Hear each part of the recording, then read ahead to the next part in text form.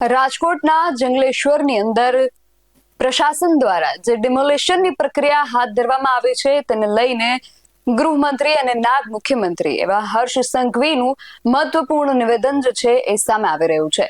તેમના દ્વારા આ ડિમોલિશનને લઈને શું કહેવામાં આવ્યું છે વિગતે વાત કરીએ આ અહેવાલમાં।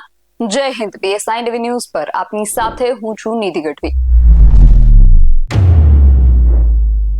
ગુજરાતના નાયબ મુખ્યમંત્રી અને ગૃહમંત્રી એવા હર્ષ સંઘવી દ્વારા રાજકોટની અંદર જંગલેશ્વર વિસ્તારમાં જે મેગા ડિમોલિશન હાથ ધરવામાં આવ્યું છે, સૌરાષ્ટ્રનું સૌથી મોટું ડિમોલિશન આ ડિમોલિશનને ગણવામાં આવી રહ્યું છે। ત્યારે આ ડિમોલિશનને લઈને હર્ષ સંઘવીની મહત્વપૂર્ણ પ્રતિક્રિયા જે છે એ સામે આવી છે અને સાથે રાજકોટના ધારાસભ્ય ઉદય કાનગડ પણ હર્ષ સંઘવીની સાથે નજરે પડી રહ્યા છે। સૌથી પહેલા તો હર્ષ સંઘવી આ ડિમોલિશનને લઈને શું કહી રહ્યા છે, સીધા તેમને સાંભળીએ। જગ્યા પર અતિક્રમણ કરવામાં આવ્યું હતું એ જંગલેશ્વરમાં આજે ડિમોલિશન કરવામાં આવ્યું છે।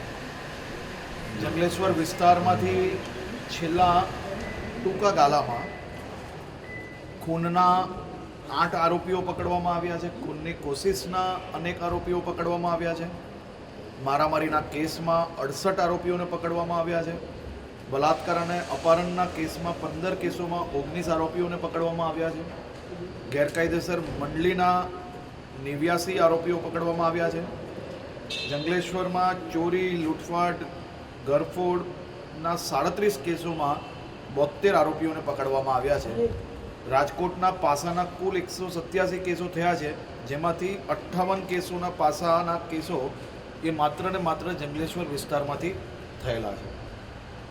472 કિલો ગાંજો પકડાયો છે, 8 કિલો ચરસ પકડાયું છે, 1.5 કિલો પોસ્ટદોડા પકડાયું છે, 33 ગ્રામ હેરોઇન સાથે 53 આરોપીને કુલ મળીને ડ્રગ્સમાં પકડવામાં આવ્યા છે।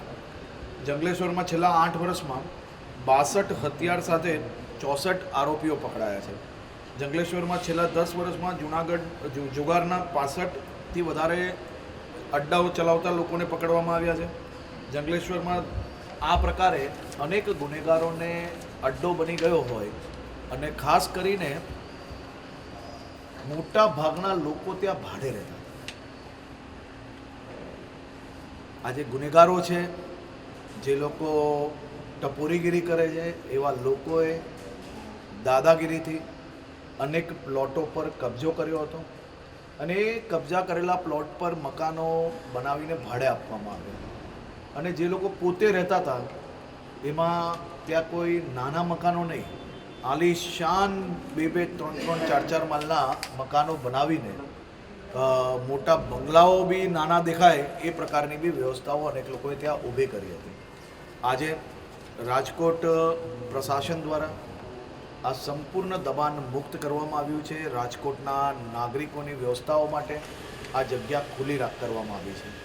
એટલે ખાસ કરીને જંગલેશ્વરનો ફેઝ 1નું ડિમોલિશનની કામગીરી શરૂ થઈ છે અને મેં અગાઉ બી કહ્યું હતું કે રાજ્યના કોઈ બી ખૂને કોઈ બી અસામાજિક તત્વ જો સરકારી જગ્યાઓ પર કબજો કર્યો હશે અને ગુનો કર્યો એટલે એ જગ્યાઓનો સર્વે ચાલુ થઈ જશે અને આ જંગલેશ્વરનું સર્વે બી અનેક ગુનેગારોની હિસ્ટ્રી ચેક કરતાં જંગલેશ્વરનું આખું જે અસામાજિક તત્વોનો અડ્ડો હતો એ બી સાફ કરવાની શરૂઆત થઈ ગઈ। સાથે સાથે રાજકોટ શહેરના નાગરિકો માટેની વ્યવસ્થાઓ માટે જે આરક્ષિત રખાયેલી જગ્યાઓ છે એ જગ્યાઓ બી આજે ક્લિયર કરવાની કામગીરી શરૂ થઈ છે। મોડી કાલ સાંજ સુધી ફેઝ 1ની કામગીરી પૂર્ણ થશે અને આ કામગીરી ક્લિયર થયા પછી તે આવનારા દિવસોમાં લોકોની વ્યવસ્થાઓ માટેની વ્યવસ્થાઓ ઊભી કરવામાં આવશે। તો હર્ષ સંઘવીએ આ ડિમોલિશનને લઈને વાત કરી છે, સાથે જ છેલ્લે સુધી જે સમાચાર આવ્યા છે એમાં તંત્ર દ્વારા 1100થી વધુ જે ગેરકાયદેસર દબાણો હતા તેને તોડી પાડવામાં આવ્યા છે। આગામી 2 થી 3 દિવસ સુધી આ જે ડિમોલિશનની પ્રક્રિયા છે એ ચાલી શકે છે અને લગભગ 2-3 દિવસના અંતે પ્રશાસન દ્વારા, રાજકોટ મનપા દ્વારા આ જે કામગીરી હાથ ધરવામાં આવી છે એનો અંત જે છે એ આવી શકે એમ છે। આ સમગ્ર વિષયને લઈને અને નાયબ મુખ્યમંત્રીની આ પ્રતિક્રિયાને લઈને તમારું શું માનવું છે અમને કમેન્ટ બોક્સમાં ચોક્કસથી જણાવજો. આવા જ વધુ અહેવાલો સાથે મળતા રહીશું. તમે મારી યુટ્યુબ ચેનલને સબસ્ક્રાઇબ કરવાનું અને અમને ફેસબુક અને ઇન્સ્ટાગ્રામ પર ફોલો કરવાનું ભૂલશો નહીં. બાકી અવનવી અપડેટ્સ માટે આપ જોતા રહો BS9 TV ન્યૂઝ. નમસ્કાર.